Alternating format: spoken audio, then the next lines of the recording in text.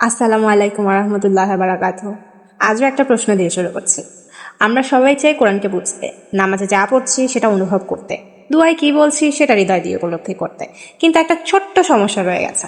আমাদের আর আল্লাহর কালামের মাঝে একটা ভাষার দূরত্ব রয়ে গেছে, আর সেই ভাষাটার নামই আরবি। অনেকেই মনে করেন আরবি শিখতে হবে শুধু আলেম হওয়ার জন্য, কিন্তু আসলেই কি তাই?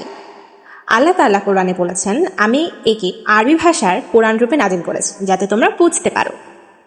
অর্থাৎ কোরআন শুধু তিলাওয়াত করার জন্য নয়, বোঝার জন্যও বটে। ভাবুন তো, যদি একদিন সূরা ফাতিহা পড়ে আপনি প্রতিটি আয়াতের অর্থ হৃদয় দিয়ে অনুভব করতে পারতেন, যদি আলহামদুলিল্লাহ বলার সময় সত্যিই বুঝতে পারতেন আপনি কি বলছেন, তাহলে নামাজের অনুভূতিটা ঠিক কতই না বদলে যেত। আরবি শুধু কোরআনের ভাষাই নয়, এটিই ছিল আমাদের প্রিয় নবী সাল্লাল্লাহু আলাইহি সাল্লামের ভাষাও। তার হাদিস, তার দোয়া, তার কথাগুলো সবই এই ভাষায় আমাদের কাছে পৌঁছেছে।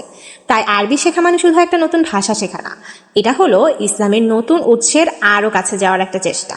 আর একটা মজার বিষয় কি জানেন, আরবি ভাষা খুবই লজিক্যাল একটা ভাষা। একটা রুট ওয়ার্ড থেকে অনেকগুলো নতুন শব্দ তৈরি হয়েছে। যেমন কাতাবা, যার অর্থ সে লিখছে, এই ওয়ার্ড থেকে এসেছে কিতাব, যার অর্থ বই, কাতিব, যার অর্থ লেখক, এবং মক্তবা, যার অর্থ লাইব্রেরি।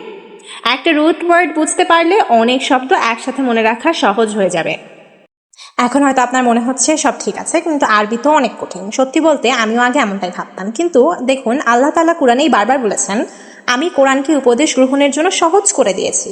হয়তো সমস্যাটা ভাষায় না, সমস্যাটা হলো আমরা শুরুই করিনি।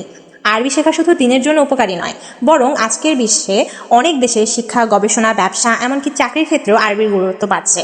অর্থাৎ এটা দুনিয়ার এবং আখিরাত দুটোর দিক থেকেই লাভজনক একটি স্কিল হতে পারে। তাই আজকে একটি নতুন শব্দ শিখুন, কালকে আরেকটি, এবং এই ছোট ছোট পদক্ষেপই একদিন বড় পথ তৈরি করে দেবে।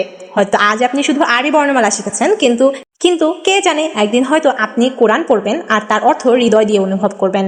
আল্লাহ আমাদের সবাইকে উপকারী ইলম অর্জনের তৌফিক দান করুন, আমিন। আসসালামু আলাইকুম রহমতুল্লাহ বারাকাতুহু। আজ এই পর্যন্তই।